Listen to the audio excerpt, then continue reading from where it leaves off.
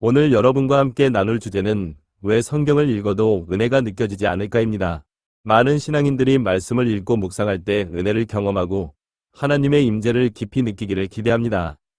그러나 때때로 성경을 읽어도 감동이나 은혜를 느끼지 못하는 순간이 찾아오기도 합니다. 혹시 여러분도 그런 경험을 해본 적이 있나요? 성경을 읽을 때 은혜를 느끼지 못하는 것에는 여러 가지 이유가 있을 수 있습니다. 그 이유들을 살펴보고 오늘은 그 돌파구를 찾아내는 방법을 함께 나눠보려고 합니다. 이 시간 동안 여러분이 신앙의 새로운 길을 발견하고 성경을 통해 다시금 하나님의 깊은 은혜를 경험할 수 있기를 기도합니다. 첫 번째 이유, 말씀을 의무적으로 읽고 있지는 않은가요? 많은 경우 성경 읽기가 일종의 의무로 전락할 수 있습니다. 신앙생활을 하다 보면 매일 성경을 읽어야 한다는 생각이 너무 강해져서 성경 읽는 것이 하나님과의 대화라기보다 단순히 해야 할 일처럼 느껴질 때가 있습니다.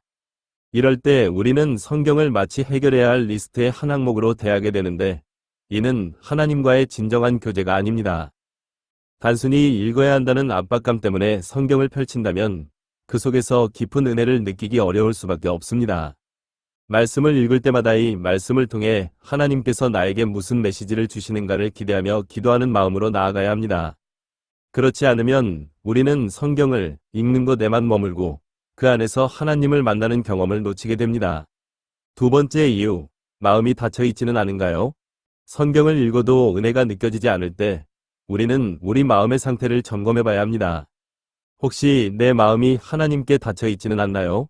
내 삶의 바쁜 일정이나 세상적인 걱정들이 너무 많아서 말씀을 읽어도 그 말씀이 마음 깊이 스며들지 못하는 상태일 수 있습니다. 우리는 때때로 너무 많은 걱정과 염려로 마음이 분주해져 있을 때 성경 말씀을 온전히 받아들이지 못하게 됩니다. 이런 상황에서는 먼저 우리의 마음을 하나님 앞에 내려놓고 마음의 짐들을 하나님께 맡기는 것이 중요합니다. 성경을 읽기 전에 먼저 하나님께 나의 염려를 내려놓고 주님께 온전히 집중할 수 있게 해달라고 기도해보세요. 또한 하나님과의 관계가 멀어지면 말씀을 읽을 때도 그 말씀이 우리 마음에 깊이 다가오지 못할 수 있습니다. 이럴 때는 하나님과의 관계 회복이 가장 먼저 필요합니다. 회개의 기도를 통해 하나님 앞에 우리의 죄와 연약함을 내려놓고 그분과 다시 연결될 때 말씀 속에서 은혜가 다시 흐르기 시작할 것입니다. 세 번째 이유, 성경을 지식적으로만 대하고 있지는 않은가요? 성경은 단순한 지식이 아닙니다. 물론 성경을 공부하는 것은 매우 중요한 일이지만 성경을 단순히 정보로만 받아들이고 있다면 우리는 그 말씀의 영적인 깊이를 놓칠 수 있습니다. 성경을 읽을 때 그 말씀을 내 삶에 어떻게 적용할 것인가 고민해야 합니다. 이 말씀을 통해 하나님께서 내게 무엇을 말씀하시는가를 끊임없이 묵상해 보세요.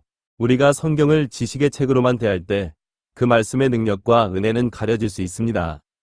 그렇기 때문에 성경을 읽을 때는 우리의 마음을 열고 그 말씀이 우리 삶 속에서 실제적으로 어떻게 역사할지 기대하며 읽어야 합니다. 네 번째 이유, 성령님의 인도하심을 구하지 않고 있지는 않은가요?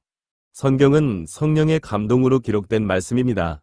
그렇기에 우리는 성령님의 인도하심 없이는 그 말씀을 온전히 이해하고 받아들일 수 없습니다. 성경을 읽기 전에 항상 성령님의 인도하심을 구하는 기도를 드리는 것이 중요합니다. 성령님은 우리의 눈과 마음을 열어주셔서 말씀을 더 깊이 이해하게 도우십니다.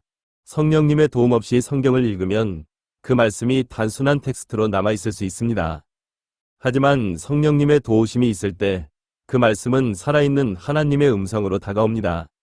그래서 매일 말씀을 읽기 전에 성령님, 이 말씀을 통해 저에게 말씀해 주세요라고 기도하며 성경을 펴보세요. 그러면 그 말씀 속에서 새로운 은혜와 깨달음을 얻게 될 것입니다. 다섯 번째 이유, 성경을 통해 기대하는 바가 무엇인가요? 마지막으로 우리는 성경을 읽을 때 어떤 기대감을 가지고 있는지 돌아볼 필요가 있습니다. 말씀을 읽으면서 하나님께서 나에게 무언가를 말씀하실 것이라는 기대감을 가지고 나아가고 있나요? 아니면 그저 일상적인 의무처럼 읽고 있지는 않나요? 우리가 말씀을 읽을 때 기대하는 바가 중요합니다. 하나님께서 나에게 새로운 길을 열어주실 것이라는 기대감을 가지고 성경을 읽을 때 그 말씀은 더 강력하게 우리 마음에 다가옵니다. 하나님께서 언제, 어떻게 내게 말씀하실지 기대하며 나아갈 때 우리는 그분의 음성을 듣고 그 속에서 은혜를 경험할 수 있습니다. 그럼 어떻게 신앙의 새로운 돌파구를 찾을 수 있을까요? 이제 말씀을 통해 새로운 은혜를 경험하고 신앙의 돌파구를 찾기 위해 몇 가지 실천적인 방법을 나누고자 합니다. 첫째, 기도로 시작하세요. 성경을 읽기 전에 먼저 하나님께 나의 마음을 열어달라고, 성령님께서 그 말씀을 이해하도록 도와달라고 기도하세요. 둘째, 묵상하는 시간을 가지세요. 성경을 단순히 읽고 지나가는 것이 아니라 그 말씀을 깊이 묵상해 보세요. 하루 중 잠시라도 시간을 내어 말씀을 마음속에 깊이 새기고 그 뜻을 되새기는 것이 중요합니다. 셋째, 삶에 적용해 보세요. 말씀을 읽고 그저 머릿속에 남기는 것이 아니라 그 말씀을 내 삶에 어떻게 적용할 것인지 고민해 보세요. 실천적인 변화가 있을 때 말씀의 은혜는 더 크게 다가옵니다. 넷째, 공동체와 나누세요. 신앙 공동체 안에서 말씀을 함께 나누고 서로의 생각을 듣고 배우는 것은 말씀을 더 깊이 이해하는 데 큰 도움이 됩니다. 공동체 속에서 말씀을 나누고 적용하는 것은 신앙 성장에 매우 중요한 요소입니다. 다섯째, 꾸준히 실천하세요. 성경을 읽는 습관을 꾸준히 유지하는 것이 중요합니다. 은혜를 느끼지 못하는 순간이 올지라도 그럴 때마다 멈추지 말고 계속해서 하나님 앞에 나아가세요. 여러분이 이 방법들을 실천하면서 성경을 통해 다시금 새로운 은혜를 경험하고 신앙의 돌파구를 찾게 되기를 기도합니다. 하나님의 말씀은 언제나 우리를 향한 살아있는 음성입니다. 그 음성을 다시금 듣고 하나님과의 깊은 관계로 나아가길 바랍니다.